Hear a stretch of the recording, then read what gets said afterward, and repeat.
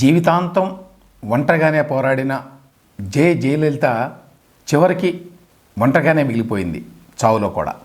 అది ఎట్లా అంటే ఆమె సంపాదించింది అని చెప్తున్నటువంటి భారీ ఆస్తులన్నీ కూడా ఆమె బంధువులకి ఎవరికి వెళ్ళడానికి వీల్లేదు, అవి తమిళనాడు ప్రభుత్వానికే వెళ్ళాలి అని తాజాగా సుప్రీంకోర్టు తీర్పిచ్చింది. దాంతో నిన్న కర్ణాటక కోర్టులో సీజర్లో ఉన్నటువంటి ఆవిడ ఆస్తులు, బంగారం, వజ్రాలు, వైఢూర్యాలు ఇట్లాంటివన్నీ కూడా తమిళనాడు ప్రభుత్వానికి వెళ్ళినాయి.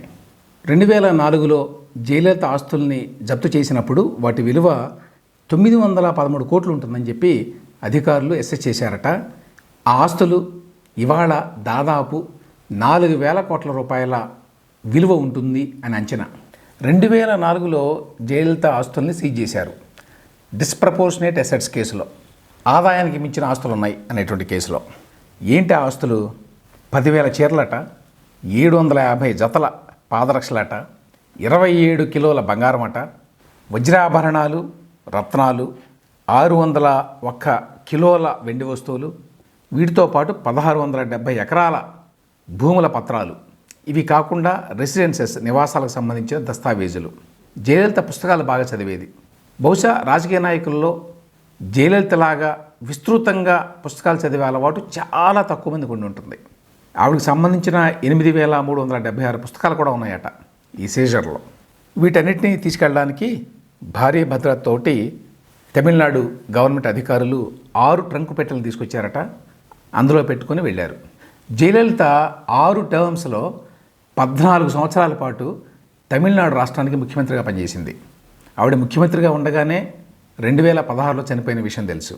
అయితే 2004లో ఆదాయానికి మించిన ఆస్తులు ఉన్నాయని చెప్పి ఆవిడ మీద కేసు పెట్టారు. సుబ్రహ్మణ్య స్వామి వేసిన పిటిషన్ మీద ఈ కేసు నమోదైంది. ఆవిడ ముఖ్యమంత్రిగా ఉండగా 91 నుంచి 96 మధ్య కాలంలో అక్రమంగా ఆస్తులు సంపాదించింది అనేది సుబ్రహ్మణ్య స్వామి ఆరోపణ. దాని మీద కోర్టు విచారణకు ఆదేశించింది. సో ఆ విచారణ కొనసాగుతూ వచ్చింది 2004 నుంచి. అప్పుడే ఆవిడ ఆస్తులను కూడా సీజ్ చేశారు. ఆవిడకి హైదరాబాద్లో కూడా ఒక ఫామ్ హౌస్ ఉంది. యాక్చువల్గా ఆవిడ చాలా కాలం పాటు ఎస్పెషల్లీ అపోజిషన్లో ఉండగా హైదరాబాద్ వచ్చి ఈ ఫామ్ హౌస్లోనే గడిపేవారు. చివరికి 2014లో ఆవిడ ముఖ్యమంత్రిగా ఉండగానే ట్రయల్ కోర్టు ఆమెని దోషిగా నిర్ధారించి 4 ఏళ్ల పాటు జైలు శిక్ష విధించింది. 100 కోట్ల రూపాయలు కూడా ఫైన్గా కట్టాలని చెప్పింది. ఈ కేసుని బెంగళూరులో విచారించారు. అంతకుముందు జడ్జి దీన్ని తమిళనాడులో అయితే సక్రమంగా విచారణ జరగదు అని చెప్పి బెంగళూరుకి ట్రాన్స్ఫర్ చేశారు. అందువల్ల బెంగళూరు ట్రయల్ కోర్టు ఈ కేసుని విచారించింది. సో జైల్లో కూడా అక్కడే పెట్టారు. బెంగళూరులో పరప్పన అగ్రహార అని ఉంది, అక్కడ సెంట్రల్ ప్రిజన్ ఉందట. అందులో వివిఐపి సెల్ నంబర్ 23 అందులో పెట్టారు ఆవిడ్ని. ఆవిడ ఖైదీ నంబర్ 7402. దాదాపు ఏడాది పాటు ఆవిడ జైల్లోనే ఉంది. గుర్తుంచుకోవాల్సిన విషయం ఏంటంటే అప్పుడు ఆవిడ ముఖ్యమంత్రిగా ఉంది. ఆవిడ ముఖ్యమంత్రిగా ఉండగానే దోషిగా నిర్ధారిస్తూ ట్రయల్ కోర్టు తీర్పు వచ్చింది. ముఖ్యమంత్రిగా ఉండగానే ఆవిడ జైలుకి వెళ్ళింది. అలా ముఖ్యమంత్రిగా ఉండగానే జైలుకి వెళ్ళినటువంటి మొట్టమొదటి రాజకీయ నాయకురాలు జయలలిత. అయితే తర్వాత అంటే దాదాపు ఒక ఏడాది తర్వాత 2015లో కర్ణాటక హైకోర్టు ఈ కన్విక్షన్ని సెటిసైడ్ చేసింది. అంటే కొట్టేసింది అంతకుముందు ట్రయల్ కోర్టు ఇచ్చిన తీర్పుని, నిర్దోషిగా విడుదల చేసింది. దాని మీద తమిళనాడు ప్రభుత్వం సుప్రీంకోర్టుకి వెళ్ళింది. సుప్రీంకోర్టులో కేసు విచారణలో ఉండగానే ఆవిడ అనారోగ్యం పాలై అపోలో ఆసుపత్రిలో చాలా కాలం పాటు ఉండి చివరికి చనిపోయింది. జయలలిత పెళ్లి చేసుకోలేదు, అందరికీ తెలుసు. అయితే ఆవిడకి తెలుగు సినిమా హీరో శోభన్ బాబుతోటి చాలా సన్నిహిత సంబంధాలు ఉండేవి. వాళ్ళిద్దరికీ కలిసి ఒక కూతురు కూడా ఉంది అనేటువంటి రూమర్లు కూడా ఉండేవి. కానీ అవి నిజం కావని తర్వాత తెలిసింది. అయితే ఆవిడకి ఒక సోదరుడు ఉన్నాడు. జయలలిత పూర్తి పేరు జయలలిత జయరాం. జయరాం అంటే వాళ్ళ తండ్రి గారి పేరు. ఆ సోదరుడికి పిల్లలు ఉన్నారు, 2 పిల్లలు, జే దీపక్, జే దీప. వీళ్ళిద్దరూ కూడా మేనకోడలు, మేనల్లుడు. వాళ్ళు క్లెయిమ్ చేశారు జయలలిత ఆస్తులన్నీ మాకు రావాలి అని. ఎందుకంటే జయలలిత దోషి అని చెప్పి సుప్రీంకోర్టు నిర్ధారించాల. సుప్రీంకోర్టుకి అప్పీల్కి వెళ్ళింది తమిళనాడు ప్రభుత్వం అని చెప్పాను అప్పట్లో. అయితే అక్కడ తీర్పు రాకముందే జయలలిత చనిపోయింది. దీన్ని అబేట్మెంట్ ఆఫ్ ది ప్రొసీడింగ్స్ అంటారు. అంటే వ్యక్తి చనిపోయినందువల్ల వాళ్ళ మీద కేసు విచారణ జరగదు ఇంకా. అయితే తర్వాత సుప్రీంకోర్టు ఈ కేసును పూర్తిగా విచారించి జయలలితకి అత్యంత సన్నిహితురాలైన శశికళకి, ఇతరులకి శిక్ష విధించింది. అంత నేరం చేశారు అని చెప్పింది. శశికళ కూడా జైల్లో ఉన్న విషయం తెలుసు మనకి. తర్వాత ఈ మధ్యకాలంలోనే ఆవిడ కూడా రిలీజ్ అయింది.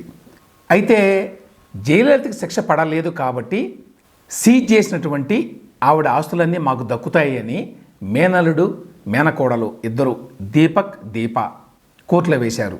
అది సుప్రీంకోర్టు వరకు వెళ్ళింది. నిన్ననే సుప్రీంకోర్టులో తీర్పు వచ్చింది, లేదు ఈ ఆస్తులు మీకు రావు, తమిళనాడు ప్రభుత్వానికి వెళ్ళిపోతాయి అని. మద్రాసులో పోయస్ గార్డెన్ అనే ప్లేస్ ఉంటుంది. అందులో వేద నిలయం అనే పేరుతోటి జయలలితకి ఒక పెద్ద ఇల్లు ఉంది. ఆ ఇల్లు మాత్రం జే దీపక్ ఆవిడ మేనకోడలు మేనల్లుడికి వెళ్ళింది. మిగతా ఆస్తులు ఏవి కూడా వాళ్ళకి రాలేదు. జీవితంలో ఎన్నో కష్టాలు పడి స్వయం కృషితో పైకొచ్చి సినిమా ఇండస్ట్రీలో కూడా తనదైన వ్యక్తిత్వాన్ని నిలుపుకొని ఆ తర్వాత రాజకీయాల్లో కూడా ఒక తిరుగులేని మహిళా శక్తిగా ఏఐడిఎంకేని అన్ని సంవత్సరాల పాటు నడిపి తనదైన ఒక డిస్టింక్ట్ ముద్ర వేసినటువంటి జయలలిత. ఆవిడ దగ్గరకు వెళ్ళడానికి కూడా భయపడేవారు ఆవిడ బతుకున్నంతకాలము. మగవాళ్ళు డామినేట్ చేసేటువంటి రాజకీయాల్లో మగవాళ్ళని ఏ ప్లేస్లో పెట్టాలో ఆ ప్లేస్లో పెట్టింది ఆవిడ. బాగా చదువుకున్నది అనే పేరుంది, చాలా సెన్సిటివ్ మనిషి అనే పేరుంది.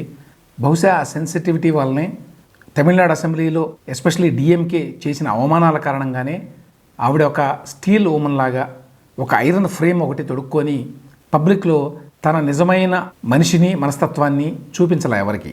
ఆవిడ ఆస్తులు కూడా బాగా సంపాదించింది, అందులో ఖచ్చితంగా అక్రమాస్తులు కూడా ఉన్నాయి. నిజం చెప్పాలంటే డిఎంకేతో పోలిస్తే ఏఐడిఎంకేలో అంత స్థాయిలో అవినీతి జరగల. ఆవిడ తాను నమ్ముకున్న కొద్ది మందికి అవకాశాలు ఇవ్వడం వల్ల కొంత అవినీతి జరిగిన మాట వాస్తవం. కానీ డిఎంకేతో పోలిస్తే చాలామంది చెప్పేది ఏమిటంటే ఏఐడిఎంకేలో ఓవరాల్గా అవినీతి తక్కువ అని. అయినా కూడా ఆ ముద్ర పడింది ఆవిడకి. చివరికి దిక్కులేని పరిస్థితుల్లో చనిపోయింది. ఆవిడ అవినీతి చేసి సంపాదించింది అని చెప్పిన సొమ్మంతా కూడా చివరికి ఎవ్వరికీ దక్కకుండా పోయింది.